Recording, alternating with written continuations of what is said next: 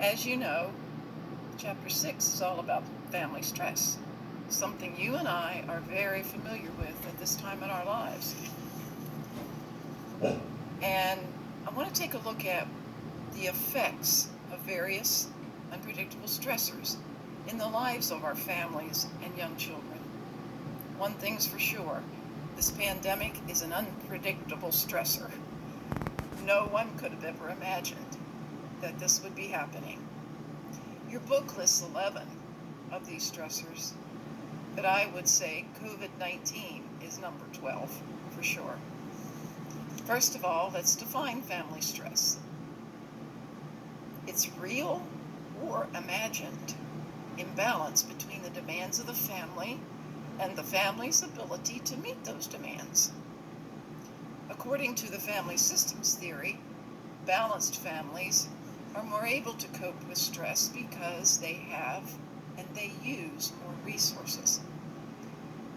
It could be good financial management skills, strong support from families and friends, having an appreciation for the unique personalities of other family members, and a general satisfaction with their quality of life. Just think of the demands being placed on our families right now. The children are at home, job layoffs, businesses closed, families cooped up at home, and this thing called social distancing, just to name a few. I do believe families will survive, but it will take resilience. Your chapter talks about resilience, and it's defined as this property that enables family to maintain its established pattern after being challenged and confronted by risk factors. Terms such as buoyancy, bouncing back, and elasticity, recovering quickly, are used to describe these resilient families. The term family coping is also described as the management of a stressful event or a situation by a family as a unit with no detrimental effects on any individual in the family. So the family as a whole manages rather than eradicating the stressful event. Don't we all wish we could eradicate this event that we're all facing? According to Voss in your text, the definition implies that passively coping with traumatic events may be detrimental to family functioning. Sometimes, however, giving up is required for a family to change. Even though it looks like failure when a family fails to cope, the failure itself can be positive. What do you think of that? Do you agree? Do you disagree? It's possible to place too much emphasis on just coping. Oh, we'll get through this somehow, and yet fail to adapt or to change to meet the stressful demands. For example, just coping might be letting the children do whatever they want instead of establishing a routine, or binging on Netflix all day to the exclusion of everything else.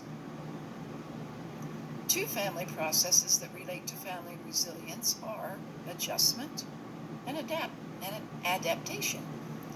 We certainly have to learn how to adjust and adapt to what is happening in our world right now. Each family is unique, and they'll find their own particular ways of adjusting. Your text mentions 10 family resiliency factors, some of them which are communication, problem solving.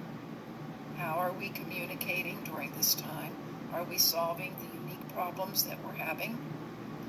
The influence of spirituality. No, we may not be able to go to church right now, but there are so many different things that we can do to help our spirituality.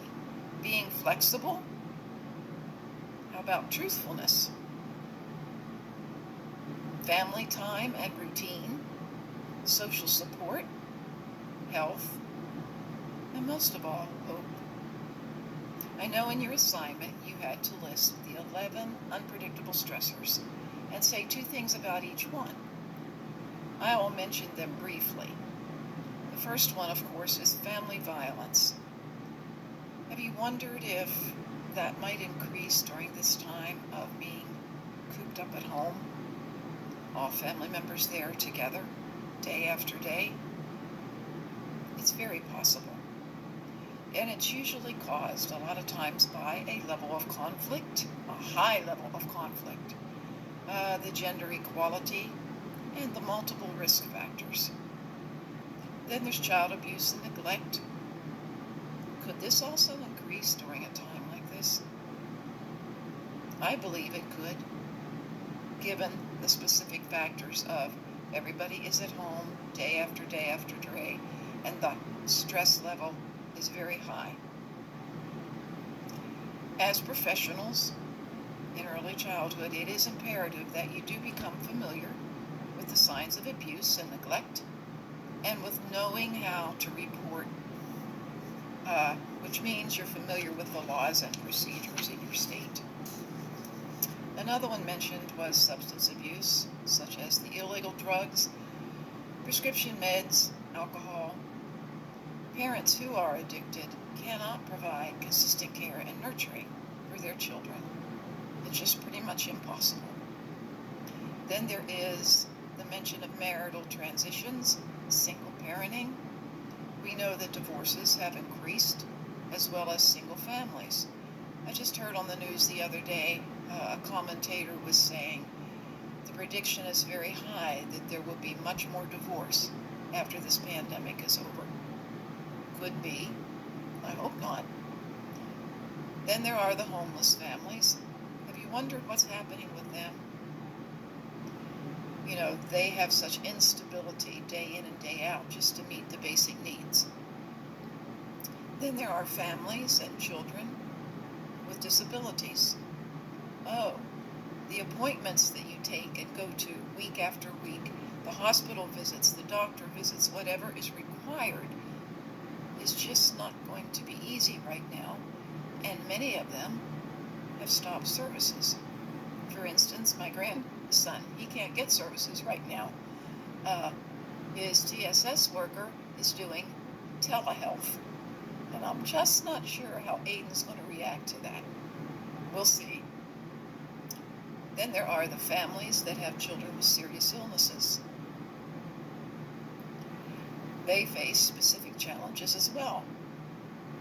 And then the migrant families, immigrant families, military families, and the children of incarcerated families. These particular families do face unique stressors.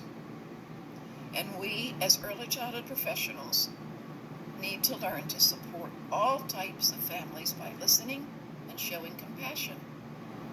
Often, a teacher will need to support the families by referring children or families for additional services.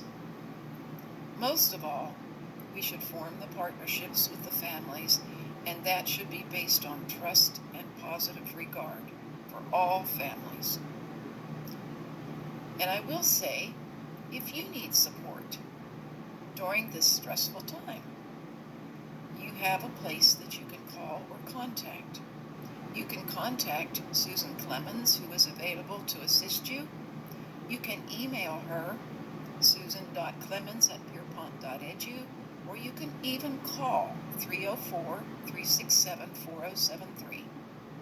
Remember, we will get through this by getting and giving support, adapting to the changes, and not giving up hope. And we do believe that things will get better. Thank you. Blessings and prayers, Mrs. Cole.